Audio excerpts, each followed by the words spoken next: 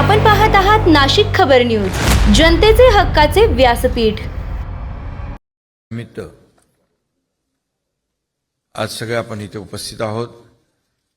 या कार्यक्रमाला उपस्थित राज्याचे लोकप्रिय मुख्यमंत्री देवेंद्र फडणवीसजी, उपमुख्यमंत्री श्रीमती सुनेत्राताई पवार, विधान परिषद सभापती श्रीयुत राम शिंदेजी, विधानसभा अध्यक्ष श्रीयुत राहुल नार्वेकरजी, परिषदेच्या उपसभापती नीलमताई गोरे। कार्यक्रमाचं आयोजन चांगलं केलं तुम्ही। खरं म्हणजे आमचं भाषण आज ठेवायलाच नको होती, यांचा कार्यक्रम आणखी ठेवायला पाहिजे होता।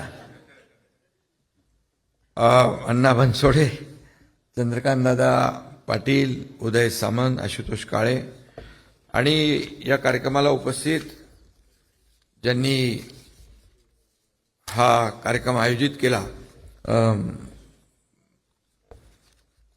आपला जावे विनोदाच्या गावा केदार शिंदे, ऋषिकेश जोशी, सारंग भावे, अदिती प्रभुदेसाई, धनश्री दामले, उत्तरा मोने, सर्व त्यांची टीम यांचं मनापासून मी अभिनंदन करतो, मनापासून शुभेच्छा देतो। आणि सभागृहात देखील उपस्थित आमचे सर्व सहकारी मंत्री आहेत, सर्व आमदार, लोकप्रतिनिधी, या सगळ्यांनाच मराठी भाषा गौरव दिनानिमित्त खूप खूप शुभेच्छा देतो। आणि आजचा दिवस आपल्या सगळ्यांसाठी अतिशय आगळा वेगळा आहे आणि या कार्यक्रमाचं आयोजन देखील अतिशय आगळं वेगळं केलं। आणि पुन्हा एकदा सगळ्यांना शुभेच्छा। आज बऱ्याच ठिकाणी मराठी भाषा गौरव दिनाचे कार्यक्रम आहेत आणि म्हणून मी सुरुवातीलाच या ठिकाणी सांगतो, लाभले आम्हास भाग्य बोलतो मराठी, जाहलो खरेच धन्य ऐकतो मराठी, धर्मपंथ जात एक जाणतो मराठी, एवढ्या जगात मानतो मराठी, असं वर्णन झालेलं आहे। अमृतातेही पैजा जिंकणाऱ्या माय मराठीचे ऋण व्यक्त करण्याचा, कृतज्ञता व्यक्त करण्याचा आजचा हा दिवस आहे। आणि कविश्रेष्ठ तात्यासाहेब शिरवाडकर म्हणजे कुसुमाग्रजांना वंदन या ठिकाणी करतो।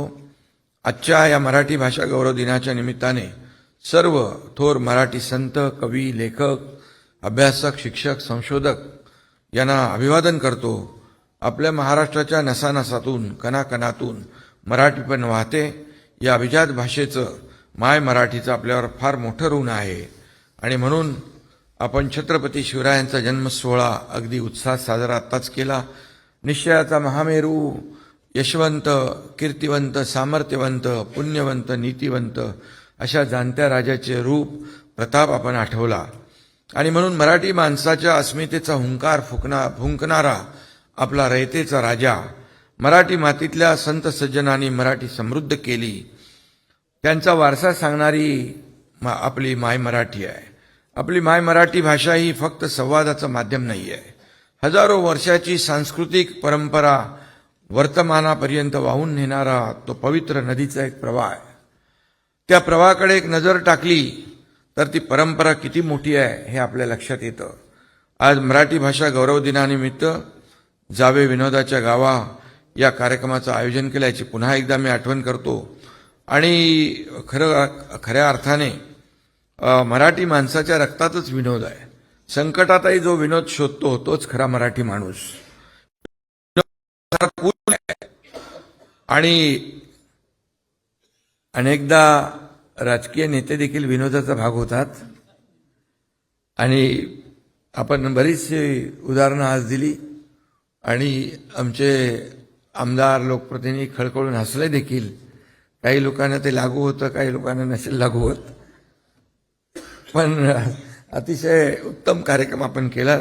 आणि म्हणून विधिमंडळाचं अधिवेशन चालू असताना या तापलेल्या वातावरणात एखादा मिश्किल टोला सभागृहाचं तणाव पूर्णपणे निवळतो आणि वातावरण अतिशय चांगलं हसतं खेळतं करतो। म्हणून म्हणतात, जो हसवतो तो जिंकतो।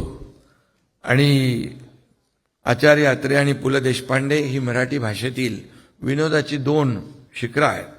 दोघांच्या विनोदाची प्रकृती वेगळी होती, ती मगाशी वक्त्याने या ठिकाणी सांगितलेली आहे. परंतु उंची मात्र सारखीच होती, हिमालया एवढी. विनोद अत्रे म्हणजे आणि पु ल असं समीकरण मराठीच होतं.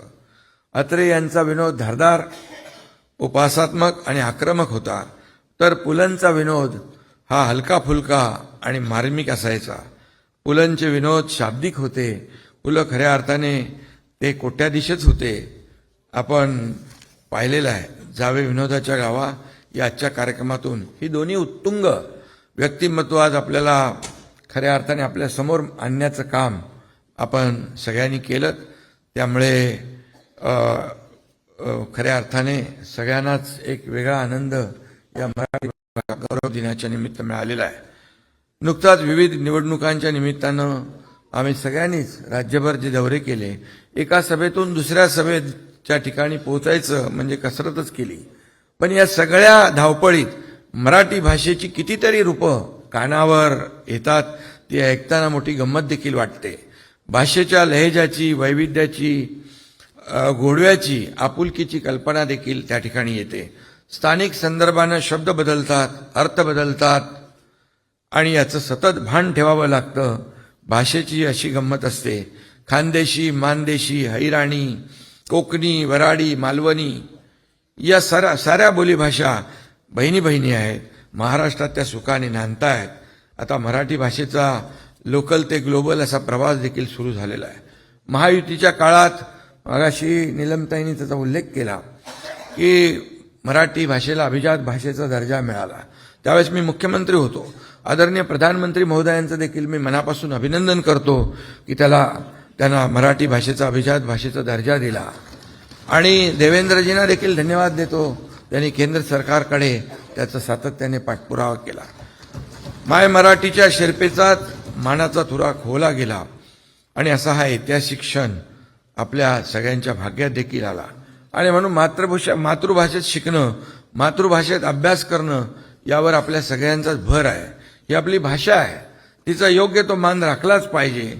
मराठी भाषेचं अभिजातपण टिकवणं ही आपल्या साऱ्यांची जबाबदारी आहे.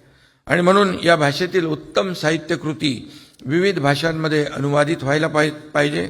सगळ्यात महत्त्वाचं म्हणजे व्यवहाराची भाषा म्हणून मराठीचा वापर आपण सर्व क्षेत्रात प्रभावीपणे करायला पाहिजे. शासन आपला प्रयत्न नक्की करतंय आणि म्हणून मराठीवर प्रेम करणाऱ्या सगळ्यांनीच ही जबाबदारी आपली मानून आपापले योगदान त्यामध्ये द्यायला पाहिजे. छोट्या छोट्या प्रयत्नातून यशाचा महासागर तयार होतो. मराठीचा हा महासागर आपल्याला तयार करायचा आहे, तो आपण करतो आहे. आणि मराठीचा झेंडा 7 समुद्रापलीकडे असाच फडकत आपल्याला ठेवायचा आहे. कोणतीही भाषा काल सुसंगत राहते तेव्हाच टिकते आणि समृद्ध होते. मराठीने असे काल सुसंगतपणा दाखवला आहे. गेली 30-40 वर्षात भाषेत किती बदल झाले ते आपण अनुभवले आहेत. आणि म्हणून तंत्रज्ञानाचा वापर वाढत आहे.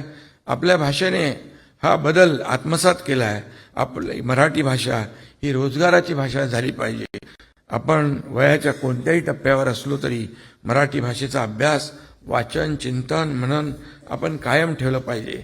आणि म्हणून त्यातूनच मराठी भाषेचा जो सगळीकडे वापर होईल. आणि म्हणून सोशल मीडियावर देखील आता मराठी भाषेची असंख्य रूपं दिसत आहेत. बोलीभाषेची वैशिष्ट्य या ठिकाणी सांगितलेली असतात. हाही एक चांगला प्रयत्न आहे. आणि म्हणून उपलब्ध साधनांचा प्रभावी वापर मराठीची कीर्ती वाढवण्यासाठी आपण केला पाहिजे. याचं सगळ्यांनीच आपण भान ठेवलं पाहिजे.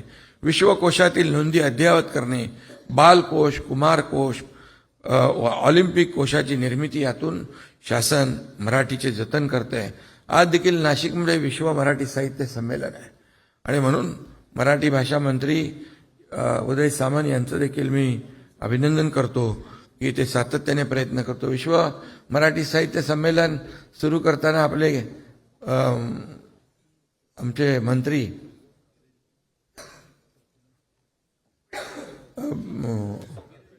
दीपक केसरकर, ते मागे बसलेत म्हणून आठवायला, दीपक केसरकर यांनी त्याची सुरुवात केली. आणि संपूर्ण जगभरातून जिथं जिथं मराठी माणसं राहतात ते आपल्या विश्व मराठी साहित्य संमेलनाला येतात. हे सगळ्यांसाठीच गौरवाचं आहे. आणि म्हणून या ठिकाणी आज मराठी भाषेचा जेवढा वापर आपल्याला